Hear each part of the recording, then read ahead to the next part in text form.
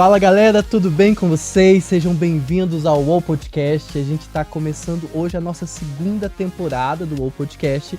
E eu tô recebendo aqui um cara super legal, super incrível, que a gente tá, tentando trazer ele aqui há tempos. Dr. Vinícius, como que pronuncia seu sobrenome? Até hoje eu não consegui aprender. Me conta. Obrigado pelo convite inicialmente. Até que enfim conseguimos. Até que enfim, né? Porque 6 meses aí tentando trocar uma ideia. 6 meses tentando um horário. Mas vamos lá. Meu nome completo então é Vinícius Guadagnin. Guadagnin. É difícil. Eu não sei se eu vou conseguir falar isso durante a entrevista, mas vamos ficar só com o Dr. Vinícius. Nome tá ótimo. Dr. Vinícius, obrigado por ter aceitado o nosso convite. É um prazer poder estar te recebendo aqui.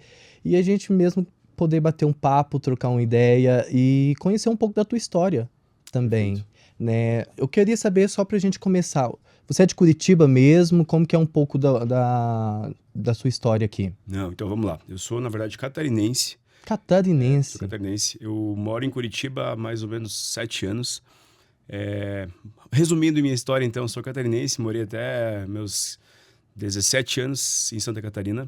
Uma cidade bem pequena do interior de Santa Catarina, chama Xanxerê. Xanxerê fica em que região? Bem pro oeste do estado. Ah, bem pro oeste do estado. E saí de lá, então, para fazer faculdade. Fiz faculdade em Maringá, faculdade de medicina em Maringá, por 6 anos. Depois desses 6 anos, então, na dúvida entre que área da medicina seguir, enfim, residência, que especialidade... Mas desde sempre você quis medicina? Desde sempre medicina. Assim, desde a, sei lá, 7ª, 8ª série, né? Tem os sonhos de infância, não conta, né? O astronauta não conta, né?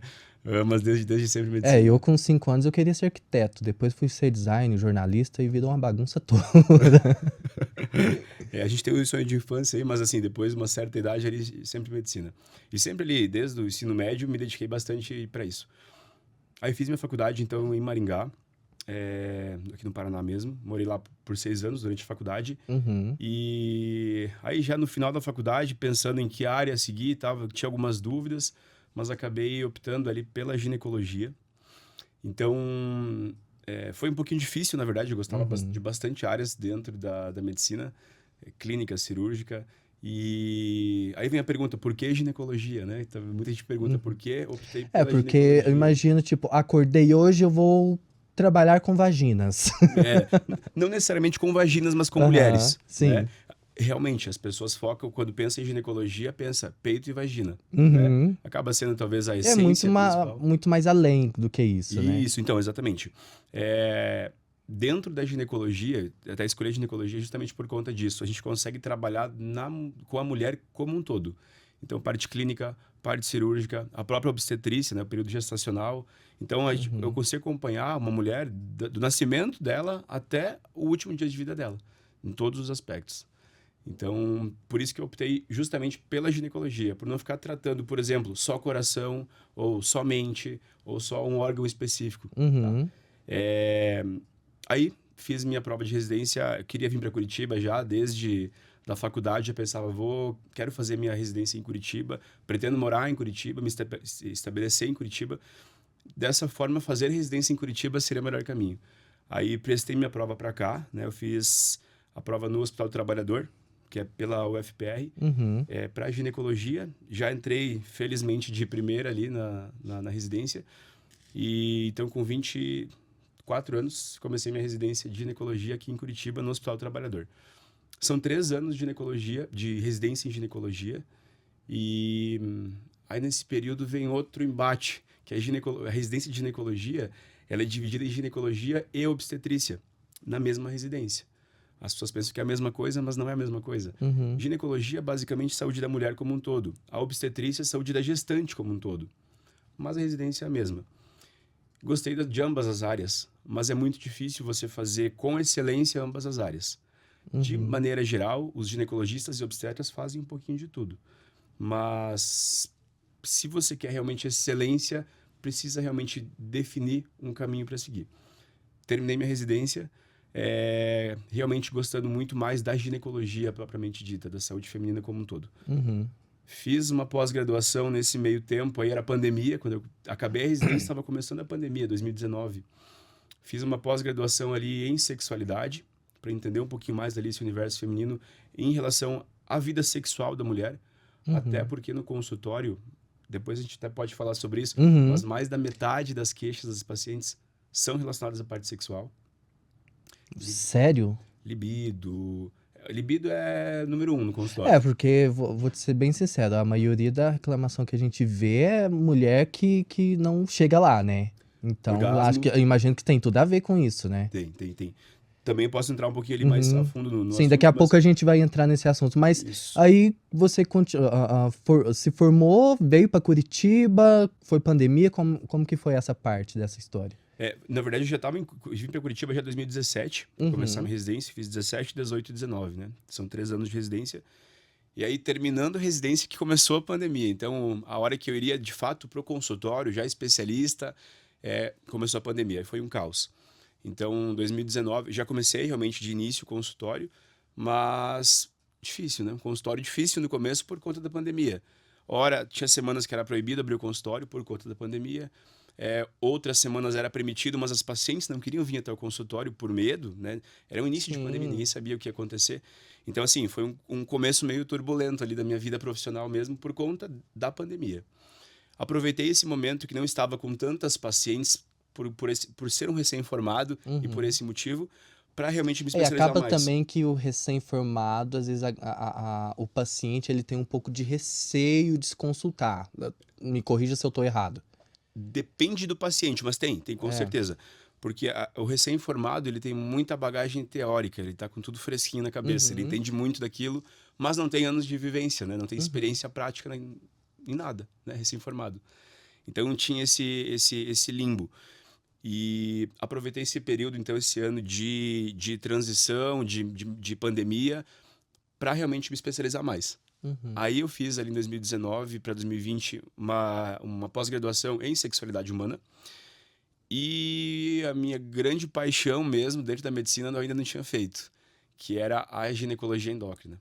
Então, que era justamente tratar... O que é a ginecologia endócrina? Então, ginecologia endócrina nada mais é do que todo o cuidado integral, mas hormonal da saúde da mulher. Então, assim, a gente sabe que a mulher ela é uma bomba de hormônio. É por isso que a mulher ovula, por isso que menstrua, por isso tem TPM, por isso que engravida, por isso que entra na menopausa. Então, tudo é por níveis hormonais. Inclusive, quando a mulher vai fazer dosagem... A mulher não tem praticamente nem 2 semanas de paz, né? Esses dias pra trás eu tava conversando com a minha irmã, ela tá assim, que eu tenho um aplicativo aqui que eu vejo tal e tal.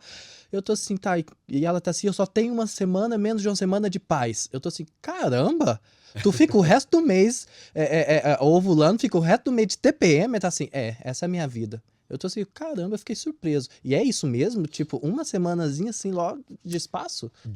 Depende muito do ciclo da mulher, enfim, mas de maneira geral é isso, tá? Uma mulher num ciclo aí de 30 dias, né, de 4 semanas, a mulher vai ter uma semana menstruando, caos. Uma semana de TPM, caos. Aí quando ela tá se recuperando de um caos para começar a voltar à vida normal, já começa o período ovulatório, outro caos. Então, assim, ela vai vivendo de caos durante o mês dela. É um caos, porque assim, eu e ela, a gente divide apartamento e eu vou te falar, tem dia que ela é muito legal. Depende do dia, né? Nossa, assim, o dia que ela tá feliz, não, esses dias pra trás achei até engraçado, eu já vou começar aqui te dando as dúvidas. Tem o quê? Semana passada, ela tá reclamando, que eu tô com dor de cabeça, a dor de cabeça não passa, tal, acho que eu vou ter que ir no médico, minha pressão, não sei, tô assim... Aí deu, acho que no início da semana, no final da semana passada, ela tá assim, eu já sei o que é. Eu tô assim, o quê? Minha TPM tá vindo. Eu tô assim, faz sentido. Aí ela tá assim, por isso que eu tô me sentindo um lixo, aí eu tô inchada, que eu tô isso, Tem essa questão também da dor de cabeça como reação da TPM? Tem, total. A mulher, na verdade... Fica a dica, A mulher, na verdade, é a mulher que realmente se conhece, né? Conhece seu ciclo, ela sabe quando ela vai entrar na TPM, quando ela está de TPM, quando passou, independente de menstruar ou não, ela sabe em que fase que ela tá, porque isso repercute em todas as esferas da vida dela, na vida profissional, no relacionamento, no treino, na academia, na disposição, na vida sexual. Então, assim, tudo muda conforme o dia do ciclo que ela está. Então, assim, é muito importante, número 1, que se conheça E número 2, que se esse ciclo afeta realmente a rotina, o dia a dia, que procure uma ajuda médica para controlar, porque hoje a gente tem bastante formas, não estou falando de anticoncepcional, Sim. mas formas de controlar esses sintomas de TPM, de oscilações intensas do ciclo, esses períodos depressivos, deprimidos do ciclo menstrual. É Então, porque tem algumas mulheres que eu já vi que elas até tomam a questão do anticoncepcional para elas não menstruar. Tem uma coisa assim também? Como que funciona? tem. Existem diversos, não só o anticoncepcional oral, mas diversos tipos de contraceptivos que a gente acaba utilizando em algumas situações também para controle de ciclo menstrual. Então, por exemplo, uma mulher que não quer menstruar ou que não quer ovular, não quer ter esse ciclo, que quer entender uma vida como um homem entende, de forma mais linear, ela pode sim usar um método contraceptivo para ter essa linearidade, sem problema nenhum para sua saúde. Né? Que antigamente esse mito, mas não menstruar não é um problema. Não, não é um problema. Mulheres, com todo respeito, eu amo ser homem, só de não precisar passar por isso. Mas, doutor, uma curiosidade também. Eu vejo muita mulher reclamando, às vezes, da questão do tomar o anticoncepcional, que ele acaba gerando um efeito de engordar essas coisas. Tem esse efeito também? Como que a mulher consegue evitar isso? Então, assim, os anticoncepcionais, de maneira geral, os atuais, pelo menos, não engordam. Existe um único, falando de peso, existe um único contraceptivo, que é o injetável trimestral, injeção que aplica de 3 em 3 meses, que esse realmente, os estudos comprovam pra gente associado ao aumento de peso. Os orais, ou DIU, Implanon, os demais, não têm essa associação. No entanto, eles podem causar algumas outras alterações para a saúde da mulher. Por exemplo, o anticoncepcional oral, que é ainda o mais difundido por aí, ele altera bastante os níveis de SHBG do organismo, que é uma proteína que bloqueia os níveis de testosterona. Dessa forma, a testosterona livre da mulher diminui, e diminui disposição, diminui libido, diminui energia, aumenta eventualmente ali a percentual de gordura corporal, a dificuldade de perder gordura. Então é muito comum as mulheres chegarem no consultório e falar, doutor, cansei do anticoncepcional, parei e minha libido subiu. É por conta disso. Então, essas Então alterações ele acontecem. afeta também até a questão do libido, né? Muito. Entendi. Tá, mas só voltando à tua história aqui, pra gente entender, aí você passou um tempo em São Paulo também, Isso. lá no Sírio-Libanês, né? Como que foi essa história? Isso. Então, depois desse período conturbado de início ali de pandemia, fiz a pós-graduação em sexualidade, mas eu vi que faltava o principal, ou o que eu mais gostava de atender, que era essas alterações hormonais femininas. E existem pouquíssimos cursos de especialização no Brasil de ginecologia endócrina, efetivamente. Existe só em São Paulo e no Rio, né? Na USP, no Sírio-Libanês e na UFRJ. Pelo menos quando eu fiz era só nesses locais. Então era um pouquinho difícil, são poucas vagas, enfim. Acabou que eu me inscrevi, então, para o Sírio-Libanês, que era o local que eu gostaria de fazer. Hoje é o maior centro, né? O maior hospital, o melhor hospital do país. E me inscrevi para fazer, então, ginecologia endócrina no Sírio-Libanês. Fui aprovado e, então, fiz a minha especialização nesse hospital no ano retrasado, 2022. Foi um ano. Você tem quantos anos, doutor? Mal te pergunte. Tenho 31, bastante história para 31, né, da medicina. E aí concluí, então, a minha especialização em ginecologia endócrina. Não continuei com o consultório em Curitiba, normal. Mas então esse tempo que você fez essa graduação, após, né, em São Paulo, você continuou com o consultório aqui? Isso, era especialização lá. Continuei porque não é um período integral, não era todos os dias. Sim, então eu conseguia ficar aqui e lá, ia e voltava, então tinha essa flexibilidade. Aí Entendi. consegui. Tá, e aí, como que tá o consultório aqui hoje? Eu vi que você tá mudando de espaço, ou já mudou? Como que... Mudamos. Já mudou? Mudamos. Então, depois de ter feito essa especialidade e da procura das mulheres ser altíssima na ginecologia endócrina, o consultório virou de cabeça para baixo, ou de cabeça para cima. Aumentou realmente bastante o meu fluxo de pacientes, justamente nessas áreas. Quais áreas, né? Da ginecologia endócrina, então tratamentos hormonais, principalmente climatério e menopausa. Também podemos falar um pouquinho sobre. Sim. Eu até separei algumas perguntas de algumas amigas que eu pedi, depois a gente vai entrar aqui, que entra nessa questão até da menopausa. Perfeito. Então hoje 70, 80% do consultório que eu atendo é a parte de tratamentos hormonais femininos. E os outros 20%, 30%, além das rotinas ginecológicas habituais, né, preventivo e afim, é a parte de estética íntima, que é uma área que cresceu muito, a procura está muito grande no consultório, né, que é a parte de estética e funcionalidade, né, a ginecologia regenerativa. Também me especializei depois nisso. Que legal, que legal. Então, E você, acho que foi agora abril, mais ou menos, você soltou uma trendzinha que viralizou no Brasil inteiro, teve comentário até do Fábio Porchat, né? foi. Que bateu, eu tava olhando até ontem, tá quase 10 milhões de views, né? Como que foi? Existe o Dr. Vinícius antes de viralizar e pós-viralizar, como que tá? Então, eu já trabalho com o Instagram há bastante tempo. Assim, desde que eu me formei, já comecei, até inicialmente era um pouquinho zoado pelos colegas. Ninguém falava muito de médico no Instagram, enfim, eu sempre gostei, sempre postei bastante. E com um caráter mais informativo para os pacientes. Hoje tá todo mundo usando, né? Mas assim, realmente bem informativo. Nunca trend, nunca dancinha, nunca nada nessa proposta, porque não é muito meu perfil. Em uma situação... Aí o dia que solta uma trend... Em uma situação aleatória mesmo aí, até a Sara, que faz meus vídeos, meu marketing, ela falou, não, vamos fazer essa trend, vamos fazer. Eu falei, tá bom, vamos fazer a trend. Aí a gente fez, eu até fiquei inseguro, será que eu posto? Nada a ver com o meu perfil, enfim, falei, vou postar.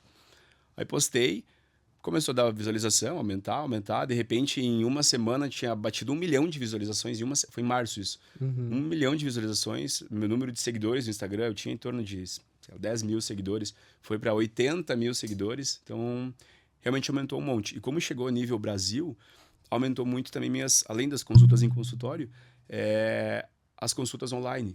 Então, como esse vídeo, e não só através desse vídeo, o meu Instagram, os demais vídeos chegaram para outras pessoas, a procura por consultas online em outras regiões do Brasil e de fora do Brasil, inclusive, aumentada. Porque assim, doutor, o que eu tô curioso em saber é, você trabalha com público feminino e como que é? Eu imagino que você deve sofrer um assédio gigantesco, porque assim, gente, particularmente, olha que cara bonito, né? Puta que pariu. Aqui eu posso falar palavrão que a gente tá na internet. Mas que cara bonito. Você sofre muito assédio, principalmente depois de ter viralizado, porque a gente lê os comentários ali, são comentários que bem te assediam bastante, né? Vou te falar que nos comentários muito mais do que pessoalmente. Acho que presencialmente o pessoal dá uma segurada. E, assim, via rede social bastante. Via rede social chega bastante perguntas ou informações ou comentários ali um pouquinho mais pesadinhos. Já teve uma situação no consultório que te deixou numa saia justa? Já. Pode compartilhar com a gente? Posso. É bem raro no consultório, porque apesar de no Instagram eu falar besteira e coisa errada, no consultório a minha postura é um pouquinho diferente, né? Até porque ali é uma postura totalmente profissional. Tenho diversos maridos de pacientes que vão junto na consulta para acompanhar, enfim, a consulta, e acho que tá bem legal isso. Mas já aconteceu, inclusive, uma paciente de outro estado, que ela marcou consulta, até a gente ofereceu, como é de outro estado, consulta online. Para algumas coisas a gente consegue fazer consulta online, né? A não ser que tenha que examinar realmente. Ela falou, não, eu prefiro fazer presencial. Veio para cá, horas de viagem, só para consulta. Coragem.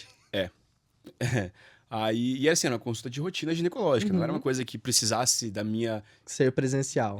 Ou da minha experiência, ela poderia fazer com qualquer pessoa, era simples. Aí na consulta, a gente conversando, ela passando as dicas, e ela sempre dando algumas indiretinhas, sem graça e tal. Mas eu mantendo ali a minha postura. Aí chegou o momento que a gente precisava fazer o exame físico, preventivo, enfim. E aqui pode falar tudo, né? Fica à vontade, solta tudo. Aí ela falou... A sala, hoje a gente mudou de consultório, mas na outra sala era uma sala separada para fazer exame físico, né? Então eu falei, vou te levar para outra sala para você se trocar, enfim, porque a gente vai fazer o exame físico. Ela me olhou e falou assim, até que enfim, o momento que eu esperava, o momento da dedada. Então, e aí? Ela falou desse jeito. Então foi assim, foi muito, o tempo inteiro indiretinha e eu segurando, eu cortava ela. Quando a gente levantou e ela soltou essa, aí eu tive que cortar. Eu falei para ela, ó, infelizmente a consulta acabou aqui.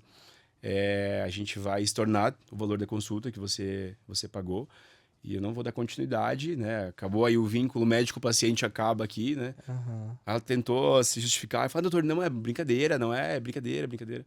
Mas assim, já tava num teor desde o começo da consulta que você não era brincadeira. já conseguia notar indícios desde a questão dela sair lá do fim do mundo do estado, É, exato. atravessar o estado, vir, né? Eu imagino, e acaba sendo constrangedor até pro profissional como você ali que tá tentando fazer só o seu trabalho, né? Exato. E ali, dentro do consultório ginecológico, principalmente, é um lugar que a mulher ela realmente pode falar tudo que ela quiser. Então, Uhum. eu recebo pacientes que falam de intimidades que ninguém sabe, que o marido não sabe, que a terapeuta não sabe, que ninguém sabe. Mas ali é o momento dela realmente compartilhar, para poder ajudar ela de alguma forma. Então, eu realmente estou sempre aberto a qualquer conversa ali, mas que não tem esse cunho. Acaba. E tem muito marido que vai só por questão de ciúme. Eu imagino que deve. Não tanto, eu vou te falar que não tanto, É. assim. Até porque geralmente as mulheres se sentem um pouquinho desconfortáveis na Uhum. consulta ginecológica com o marido junto. Sim. Mas alguns vão, não sei se por alguma desconfiança ou para conhecer, enfim. Uhum. E em várias situações, inclusive, aconteceu de eu ficar amigo do marido ali, eles acabam continuando indo por Dá conta até pra da chamar pra amizade. tomar cerveja depois. É, chega nesse nível, chega nesse nível. Então, Foi doutor, eu legal. separei umas perguntas aqui de algumas mulheres. Cadê? Deixa eu achar aqui. Tan, tan, tan. Tá. Quero começar com um assunto falando sobre menopausa. Vamos lá, um ponto forte. A Marília pergunta: doutor, sabemos que a menopausa traz muitas mudanças para o corpo da mulher. Existe algum mito ou um mito muito comum sobre esse período que você gostaria de desmentir? Um mito da menopausa, talvez o principal, que é o que eu falo sempre no Uhum, consultório, é o mito mas não sobre menopausa, mas sobre o tratamento de menopausa com hormônios, basicamente, né? Reposição hormonal, que causa câncer. Todo mundo já ouviu isso em algum momento, uhum, principalmente mulheres que estão entrando nesse período. Ah, uhum, mas hormônio não causa câncer. E, número um, não causa câncer, quando bem acompanhado, né? uhum. Quando bem indicado. E número dois, as terapias hoje de reposição hormonal para menopausa, muito além de não causar câncer ou de melhorar os sintomas de menopausa, eles evitam diversas outras doenças. Osteopenia, osteoporose, câncer coloretal, Alzheimer, diabetes. Então, assim, é um monte de benefício que muitas mulheres acabam, por medo, permanecendo sofrendo com sintomas de calorão, de indisposição, de ganho de peso, metabolismo baixo, por medo de fazer uma reposição por esse mito, né? Hormônio, de reposição hormonal causa câncer. Uma curiosidade minha, o que que causa esse calorão? Porque eu me lembro há pouco tempo agora, minha mãe até comentando que ela tá assim, ai, tô entrando na menopausa e tal, e é um calor. O que que causa essa subida de temperatura corporal? Então, de maneira geral, é uma desregulação de um sistema, que é um pouquinho específico demais ali, fisiológico, mas é uma desregulação de um sistema termorregulador do organismo. Uhum, Tá? Então, os níveis ali de frio e calor, eles se alteram um pouquinho e a mulher começa a apresentar o que a gente chama de fogachos. Esses fogachos não é um calor no corpo todo, ou tô sempre com calor, ou um calor contínuo. Está tudo bem e, de repente, por alguns segundos, sobe realmente um aumento de temperatura do peito em direção da cabeça. De forma muito intensa, e isso se estabiliza sozinho. Mas isso acontece de forma de dia, de noite, acordando a mulher durante a noite, evitando o sono, então realmente evitando o bem-estar, né, da mulher. caramba, gente, mulher sofre pra caramba. Meu Não é só Deus. na menstruação, viu só? Depois da Pois menopausa é. piora. Sério? Depois da menopausa, A mulher, a mulher começa a menstruar com 12, 13 anos, né? Uma coisa assim, né? Passa exato. por todo esse período, anos menstruando mal tem uma semana em paz. Aí quando chega na terceira idade, falando assim, entra a menopausa. Aí que não tem sossego mesmo. Exatamente. Meninas, meu respeito por vocês. A parte boa é que a gente consegue tratar isso. Então, hoje sofre quem quer, quem não procura ajuda. Tá vendo? Procurem o Dr. Vinícius, gente, ó. Doutor, o que você diria para alguém que está pensando em fazer implantes hormonais? Pode fazer mal à saúde? Tá. Implantes hormonais. Na verdade, hoje, é um assunto extremamente falado, não só na ginecologia, mas dentro da medicina, porque existe um limbo de estudos muito grande aí nesse meio. O que são os implantes hormonais? Implante hormonal nada mais é do que uma via de administração de implante, de hormônios. Então, hoje a gente pode utilizar hormônios de forma oral, de forma transdérmica, que é o gel, de forma injetável, né, com injeções realmente, ou em forma de via vaginal ou em forma de implante. Tá? Então, o implante eles são bastõezinhos, né, pelletzinhos que a gente introduz no glúteo. Tá, deixa eu só entender, porque eu sou leigo nesse assunto. Não, vamos lá. O que é esse implante? Para que ele serve? Então, digamos que uma mulher precise por algum momento utilizar hormônio. Uhum. Ou com o fim de cortar a menstruação, ou com o fim de tratar lipedema, ou com o fim de reposição de menopausa. Ela precisa usar hormônio de alguma forma. Uhum. Então, como que a gente pode utilizar esses hormônios? Tá? Para ela repor esses hormônios? Passar creminho todos os dias, ou tomar comprimido todos os dias, hormonal, de hormônio. Uhum. Ou fazer injeções, ou usar óvulos vaginais, tudo com hormônio. Ou usar os implantes hormonais. Esses implantes, eles são como se fossem comprimidinhos, pelletzinhos, por que implante? Porque a gente implanta ele no glúteo, Uhum. tá? Então a gente faz uma microincisão e implanta no glúteo. E ele fica diariamente liberando hormônios. Que hormônios? O que a gente for implantar? Estradiol, testosterona, gestrinona, progesterona. Existem também outros não hormônios, como NAD, tadalafila, enfim, outros tipos de não hormonais que a gente pode usar. Tadalafila é famoso aí, né? Principalmente entre os homens aí. Até porque existe implante para homem também. Cara, então, a questão dos homens também, hoje eu acho que as mulheres, elas têm mais uma liberdade de ir no ginecologista do que o homem no urologista, né? O homem acho que é mais preconceituoso, né? Liberdade tem, mas o homem não procura. Uhum. O homem vai no urologista ou procura um médico realmente geralmente quando tá com impotência. Ou quando chegou aos 40.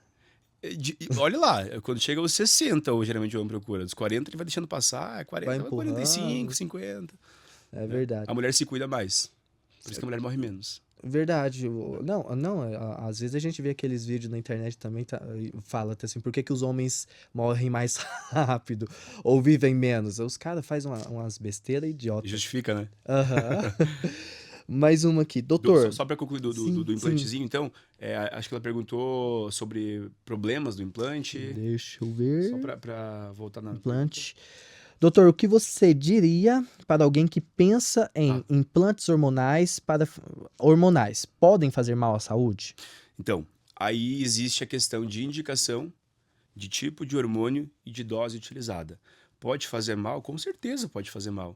Então, talvez uma menina de, 25 anos quer utilizar hormônio com fins estéticos, porque a gente pode pôr testosterona, gestrinona, para ela ficar forte, definida, com fins realmente mais estéticos, mais físicos. E aí algum médico desavisado coloca, que acontece bastante, coloca esse hormônio em dose alta para a pessoa errada, o tipo de hormônio errado, ela pode ter muito mais efeito negativo do que positivo. Então, ao invés de ter os benefícios que ela gostaria de talvez parar de menstruar, melhorar realmente a parte estética, a performance, ela pode começar a ter queda de cabelo, oleosidade na pele, alteração de voz, aumento de clitóris. Então começa a ter os efeitos colaterais dos hormônios. Essa alteração de voz, principalmente para as que são fitness, malha, né? Às vezes você olha na academia, vai conversar com alguma menina, a voz dela às vezes é mais grossa do que a do cara, né? Geralmente é por doses altas de hormônio, né? Não é só o fato dela estar treinando. Só que treina não vai ter essa alteração. Sim, mas pela questão do hormônio. E o hormônio em dose alta. Caramba.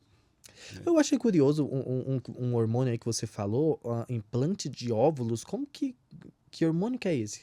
Não, então, é uma via de administração que é em forma de óvulo vaginal. É como se fosse cápsulas, que às vezes a mulher, ao invés de tomar comprimido oral, ou fazer um implante, ou injetar, ela pode usar óvulos toda noite, antes de dormir, óvulozinho, põe intravaginal, e a própria mucosa da vagina absorve esse hormônio. Entendi. É uma outra opção. Entendi. Tem uma pergunta aqui sobre estética íntima, da Rafaela.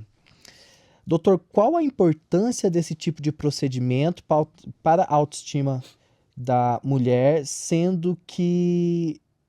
Não vou falar isso, não. Essa Pode, palavra. nada a ver, não.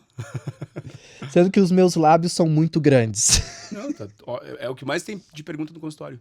É justamente isso.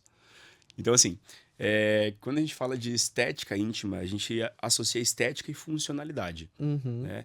Então, por que as mulheres procuram tanto? Porque a mulher hoje ela se preocupa rosto bonito, corpo bonito e a região íntima não é diferente, né? Antes de responder, vou citar um exemplozinho aqui só. Uhum. Eu tive uma paciente recente no consultório que ela chegou no consultório justamente para fazer essa correção de tamanho dos lábios. Então, os pequenos lábios, que é a parte interna dos lábios, que são aquelas pelezinhas, estavam muito avantajados. Isso incomodava ela. Por quê? Por dois motivos, tanto estético quanto funcional. Ela é uma mulher super bonita, ela tem um rosto bonito, um corpo bonito, ela se cuida, ela treina, enfim. E a região íntima dela não condiz com o corpo dela. E Uhum. ela me falou assim, doutor, eu sou casada e, enfim, acho que tem 30 e tantos anos. Ela falou, toda vez que eu vou ter relação, no meu quarto tem um espelho do lado, bem na frente da cama. Se eu fico na posição de 4, ela falou, e eu vejo a minha região íntima, ela falou, tem que apagar a luz, que eu tenho vergonha até de transar. Então, Caramba. isso incomodava muito ela.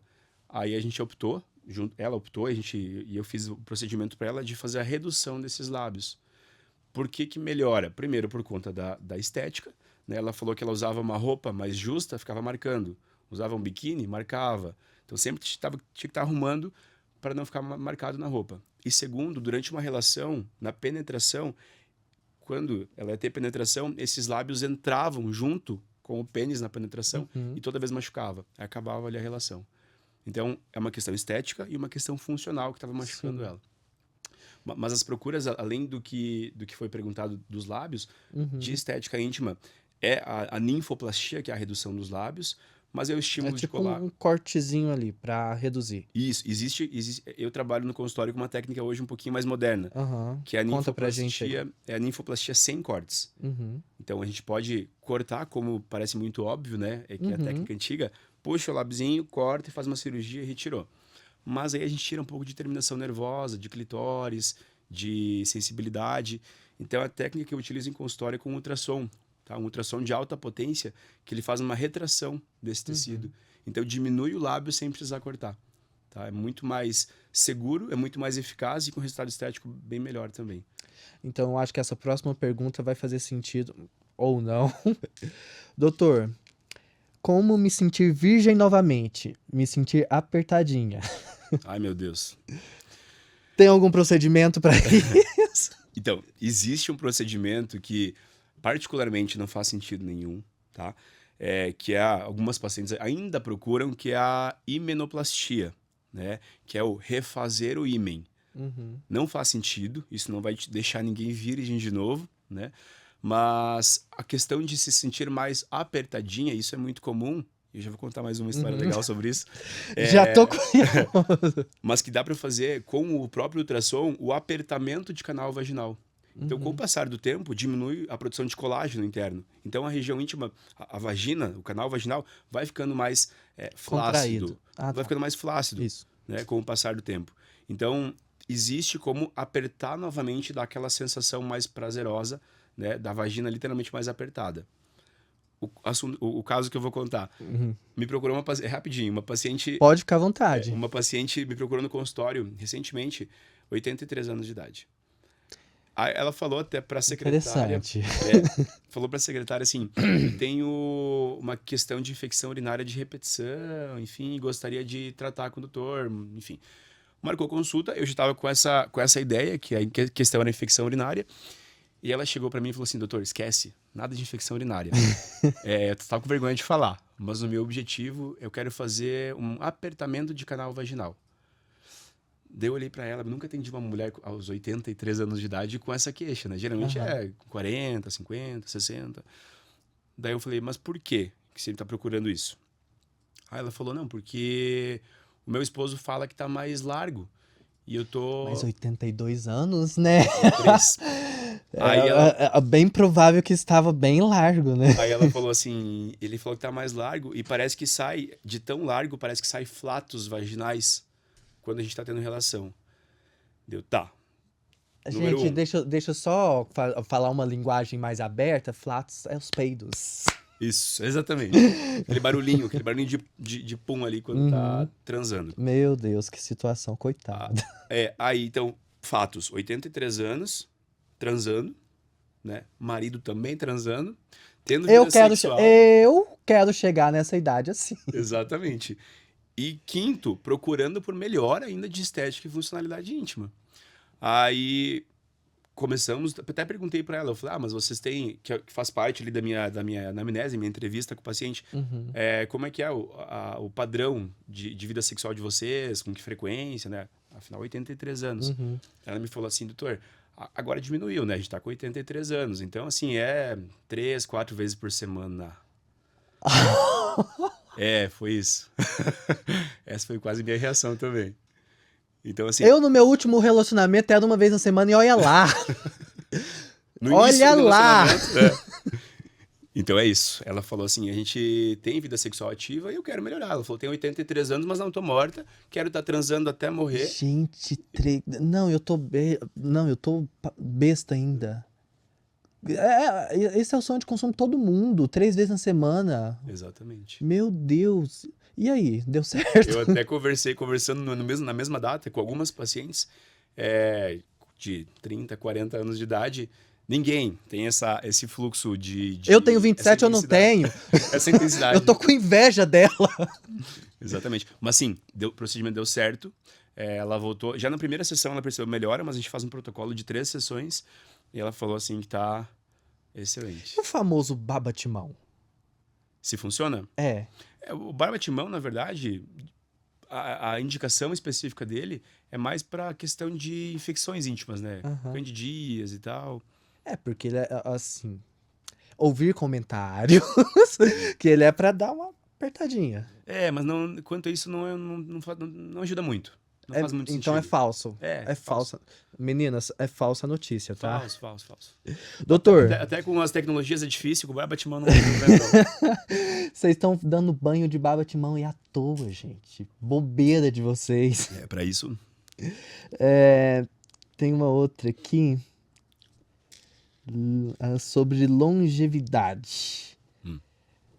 Doutor, existe algo surpreendente que você diria que pode contribuir para viver mais e melhor quando a gente se fala de sexo ou remédios na área sexual? Para viver melhor? Por incrível que pareça, a primeira parte de uma prescrição para quem quer melhorar vida sexual ou ter relações prazerosas e por mais tempo não é medicamento. Número 1 é atividade física. A própria atividade física, ela faz uma reorganização corporal, tá? Metabólica corporal, para que a gente consiga, para que a mulher consiga produzir, inclusive, em níveis mais altos, alguns hormônios e que ela tenha uma melhor qualidade de vida sexual. Então, toda paciente sai do meu consultório com o primeiro item de prescrição, atividade física. E o segundo, alimentação. Então, a alimentação e atividade física é 80% de qualquer tratamento. Tá? Aí, depois, a gente avalia alguns outros fatos importantes. O terceiro, eu diria que é a mulher se conhecer. A pergunta não fala se é uma pessoa casada, se ela quer ter uma vida sexual com outra pessoa ou sozinha. É uma pergunta anônima. Se é uma vida sexual com outra pessoa ou sozinha. Porque também tem mulheres que têm uma vida sexual sozinha, né? Ela e o brinquedinho dela, e tá tudo bem também. Né? Mas a questão é ela se conhecer os pontos de prazer, conhecer o que faz ela feliz, o que faz ela ter orgasmo. E se ela tiver com outra pessoa, com um parceiro, que ela compartilhe com ele. Né? É legal deixar a pessoa descobrir os pontos erógenos, mas às vezes a pessoa não descobre sozinha. Então é importante que a pessoa saiba o que te dá prazer, o que faz você ter orgasmo, o que você gosta, né? O que você gosta de ser tocada, que isso realmente vai trazer mais libido indiretamente, mas trazer relações mais prazerosas. Falando sobre libido, o que faz perder e o que faz para voltar? Essa incógnita dentro da sexualidade. Mas vamos lá. A libido é um clichê até falar isso, mas ela é multifatorial. Quando a gente fala assim, dentro da medicina, ela é bem clichê. Mas o que quer dizer multifatorial? Existem diversas causas que aumentam ou que diminuem a libido, tá? Eu falo muito sobre hormônio, por ser ginecologista endócrino, mas o hormônio não é o primeiro ponto a ser investigado quando a gente fala de libido, né? Então, alguns pontos chaves. A gente tem que diferenciar a resposta ao estímulo sexual, o desejo sexual, se ele é espontâneo ou responsivo. Por exemplo, a mulher chega para mim e fala, doutor, não tenho vontade de transar, não tenho libido. Eu falo, tá, vamos lá. Você não tem vontade de começar uma relação sexual, um desejo espontâneo, né? Você nunca vai procurar o teu parceiro para transar, por exemplo, ou é responsivo, ou seja, você não tem vontade, mas respira fundo e fala, tá, vamos lá. Aí começa a transar e depois é gostoso, tem prazer, chega ao orgasmo. São coisas diferentes, né? Libido é mais relacionado ao desejo espontâneo, à vontade de começar. Pontos principais que a gente tem que avaliar antes de pensar em hormônio ou qualquer outra coisa. Como é que tá a tua relação com o teu parceiro ou com a tua parceira? Tá tudo bem? Às vezes, se você tiver... se em casa tá um caos. A pessoa não te dá valor nenhum. A pessoa não faz nada para tentar instigar nada, te motivar nada. O relacionamento tá te traindo. E você sabe. Vai ter alguma motivação para transar? Não vai ter. Então, primeiro tem que começar nessa parte. Segundo, você se conhece, como eu falei antes, você sabe os pontos de prazer, o que te causa, o que te dá prazer, né? Terceiro, tá tomando alguma medicação que possa interferir com a libido? Né? Existem diversas medicações que alteram a libido, principalmente ansiolíticos e antidepressivos, né? Então, quarto, estava fazendo atividade física, como está a composição corporal? Então, é muita coisa que a gente tem que ver antes de pensar em utilizar um remédio para isso, ou enfim. E eu vejo, às vezes, o que mais pode afetar as mulheres também, até os homens, é a questão psicológica também, né? É a primeira. Porque a questão da autoestima, ela julga muito, né? Porque se a mulher não tá bem com a sua autoestima, às vezes também vai interferir no libido dela. Me corrija se eu tô errado. Com certeza. Um dos motivos da procura de algumas pacientes para estética íntima também, Uhum. né? Então, já atendi pacientes assim, se divorciaram, estavam atrás ou, enfim, em busca de um relacionamento novo, mas me falando, doutor, sem chance, não vou ficar pelado na frente de outra pessoa, não. Meu marido estava acostumado já, fazia 30 anos que ele me via assim, meu ex-marido. Mas agora... Você falou, como que ele vai me ver desse jeito? Estou me sentindo gorda, por exemplo, ou região íntima está escurecida por conta do tempo, escurece região íntima, né? Então, são detalhes que são importantes, ela melhorar essa questão de autoestima para realmente conseguir se permitir a novas experiências ou algumas experiências. E tem a questão também, só para concluir aqui, do tempo de relacionamento, né?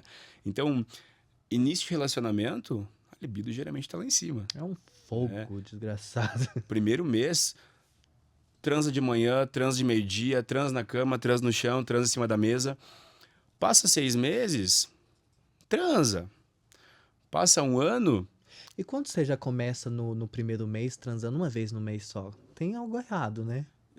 Não existe... A gente sempre fala que não existe um número correto, né? Um índice correto de quantas vezes você tem que transar por semana ou por mês. As pessoas me perguntam, é normal transar uma vez por semana? É normal transar todos os dias?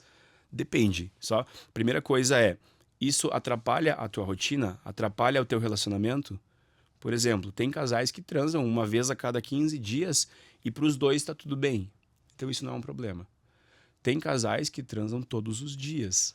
E também para os dois está tudo bem.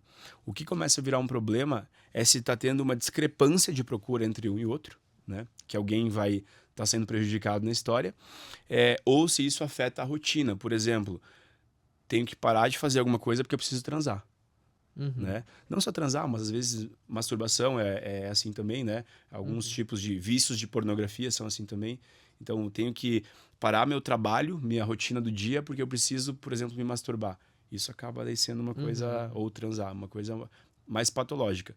Mas índice, números não são definidos, sabe? Entendi. Tem mais uma pergunta aqui, ainda voltando no assunto de menopausa, que fala o seguinte: doutor, tem algum segredo moderno ou tratamento para aliviar os sintomas da menopausa de imediato? Vários. Felizmente, hoje a gente tem muita opção, um arsenal terapêutico absurdo para tratar a menopausa. Então, o padrão ouro ainda e acredito que sempre vai ser, o tratamento à base de estradiol, que é o hormônio feminino mesmo, né? O estrogênio. Em pouquíssimos dias, né? Imediato, que ela perguntou, talvez em pouco tempo, né? Em pouquíssimos dias, uma mulher com reposição de estradiol vai cortar os sintomas de calorões, de fogachos, melhora a lubrificação íntima, melhora a hidratação de pele, melhora a estabilização de humor, então evitando sintomas depressivos, enfim, melhora o sono. Então, basicamente, 80% dos sintomas se resolvem com estradiol. Nem todas as mulheres podem ou nem todas as mulheres querem utilizar estradiol. Então, existem outras opções? Existem. Por exemplo, uso de tecnologias, né, o próprio laser íntimo, ultrassom íntimo, o uso de alguns fitoterápicos. Então, existem outras medicações que podem estar associadas e diminuir esses sintomas. E tá para sair agora no começo em janeiro, acredito, do ano que vem. Não vou nem falar o nome da medicação ainda, porque não foi lançada ainda, mas está bem... inclusive me chamaram para ser speakers para falar sobre essa medicação nova no Brasil, que já existe no exterior, que é uma medicação não hormonal, é a única medicação não hormonal que vai tratar sintomas vasomotores, são sintomas de fogachos da menopausa. Então, para quem não quer ou não pode usar hormônio, é uma opção assim, extremamente legal e com resultados absurdos. Estados Unidos e Europa já estão usando há algum tempo, com resultados excelentes. Agora, eu queria perguntar para o senhor, lá na clínica hoje, o que tem sido a maior demanda, a maior procura que o senhor tem atendido das mulheres? Libido. Caramba. Não, a falta da libido, né? O excesso? Não, a falta. Ah, tá. A falta da libido, hoje no consultório, talvez por eu ter essa amostra viciada, falar muito sobre isso e ser minha especialidade, a questão de libido, né? Libido associado ali à indisposição, a dificuldade de melhora de performance, são hoje as principais queixas. Porque no consultório, a grande parte das minhas pacientes estão ali entre 40 e 60 anos. Então, é justamente o período que começam as desregulações hormonais. São mulheres que já estão num casamento habitualmente há um certo tempo, 40, 50 anos.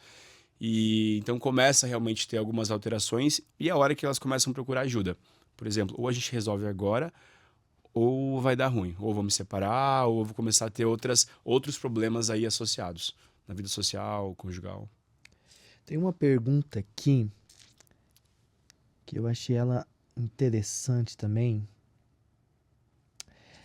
Doutor, é verdade que a endometriose pode afetar o emocional da mulher, o emocional da mulher quanto emocional quanto físico?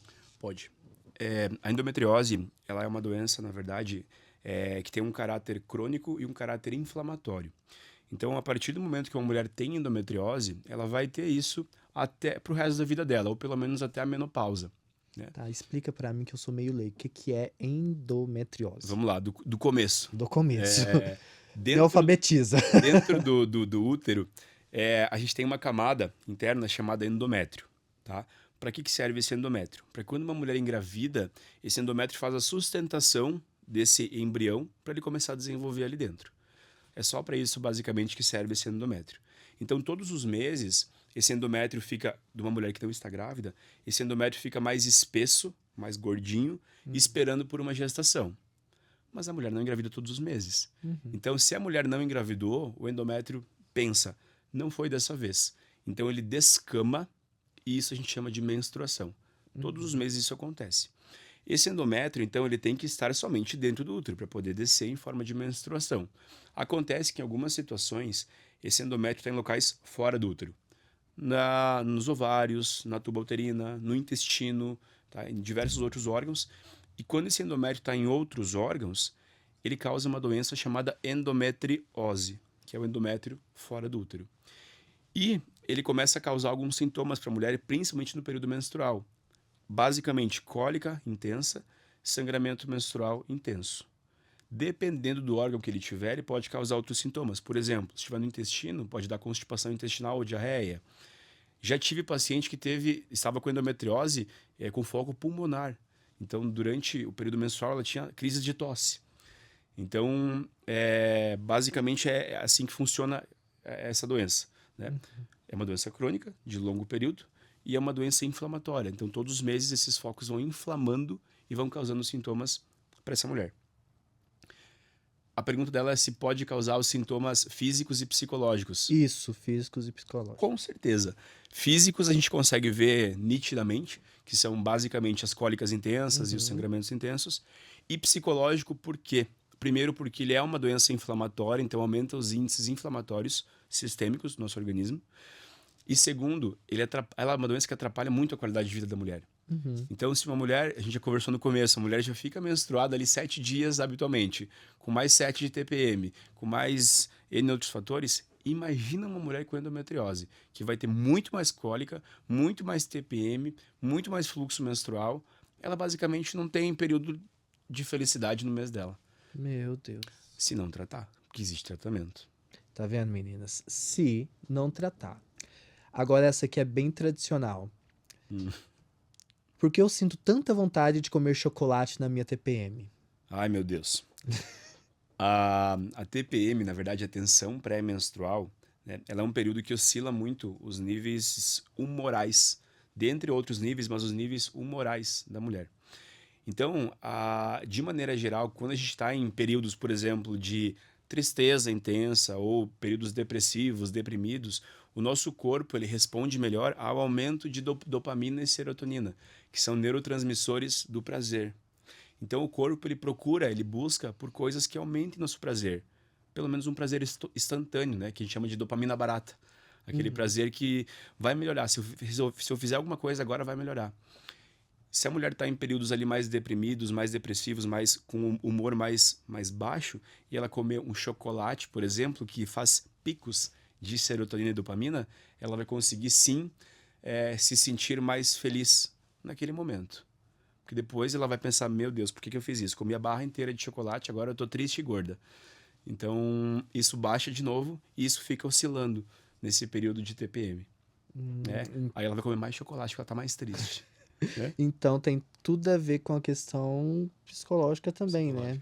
Aí traz aquele sentimento de satisfação mais momentâneo e vai comendo. Meu Deus. Isso. E ainda tem mulheres que Será têm... que às vezes eu tenho esse tipo de TPM também, doutor? Porque eu vou te falar, tem dia que eu dou vontade de comer um doce lascado. Você não percebe que geralmente é em dias que você tá com humor mais oscilatório ou que você percebe que você tá merecendo aquilo? Por exemplo, trabalhei Assim, eu falo demais. isso sempre, sabe? Às vezes eu tô com vontade, tipo, de ir num restaurante e aí eu falo, cara, eu vou porque eu mereço. Mas é A gente se meio que boicota, dia né? sim e dia outro sim também, né? Sempre mereço, né? Não, eu tô sempre merecendo, né? Por isso que eu não tô conseguindo secar essa barriga na academia. É o boicote, né? Não, eu me boicoto pra caramba. Pra caramba. Você tá doido. E a gente que é homem também, eu acho que a gente tem umas fases dessas TPM também. Doutor, uma dica simples que você gostaria que todas as mulheres soubessem. Uma dica simples. Eu postei essa semana no meu Instagram, então eu vou repetir lá, porque acabou dando um engajamento absurdo que muita gente não sabia. Mas uma dica simples façam musculação. Mas que tem a ver o ginecologista, né? Falar uma dica assim, faça musculação. Quando a gente pensa em longevidade, em qualidade de vida a longo prazo da mulher, como eu falei, a primeira coisa que a gente sempre fala é atividade física. Atividade física e alimentação. Quando eu falo atividade física, é você guardar músculo para o futuro. Tá? Então, a musculação hoje é o principal fator, a principal atividade que vai te fazer guardar músculo para o futuro. E por que guardar músculo para o futuro? O músculo que segura o esqueleto. O músculo que te faz conseguir realizar as atividades diárias. Então, se você quer chegar aos 70, 80, 90, 100 anos com qualidade de vida, tenha músculo. Fisiculturista? Não, tenha densidade muscular. Assim você vai conseguir ir no banheiro sozinho, vai conseguir comer sozinho, não vai ficar dependente de outra pessoa. Porque chegar aos 80, 100 anos de idade bem é uma coisa. Agora, chegar numa cama sem conseguir erguer um braço é bem diferente. Então, fazer musculação hoje é a minha indicação para todo mundo. Já vai dar o corte da semana, ó, gente. Doutor, a gente tá quase caminhando pro final aqui, que a gente faz 1 hora aqui de bate-papo. Mas a gente faz um bate-bola aqui no final bem legal. E vamos para esse bate-bola? Bora? Vamos lá. Um sonho. É rápido assim? Rápido.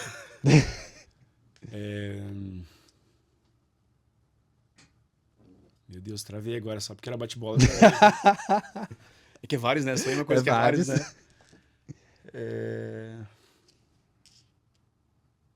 Talvez conseguir convencer todas as minhas pacientes da importância de determinados tratamentos que a gente tem todo dia. Um mito que você gostaria de desmentir?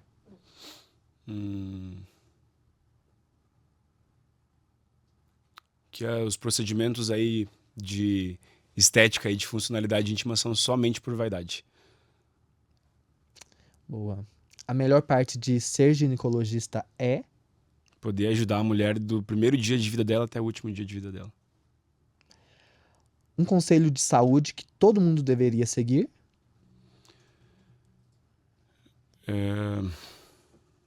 Manter a alimentação, atividade física e sono em dia. Os 3 pilares.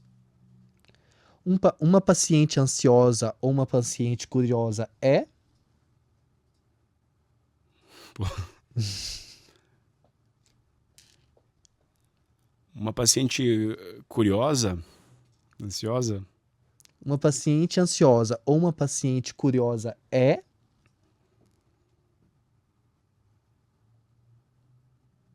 Dei bug na mente dele. Travou, é porque 2 respostas diferentes aqui. Pode dar 2 respostas para cada um. Pode ser.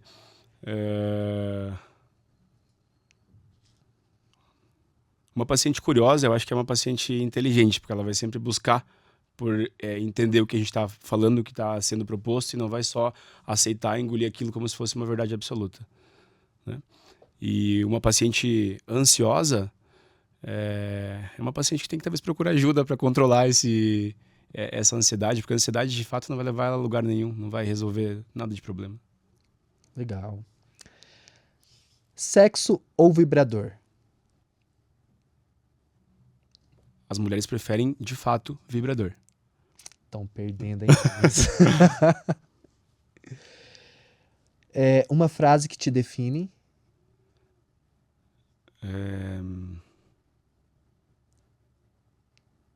Acho que uma busca constante aí por qualidade de vida e bem-estar.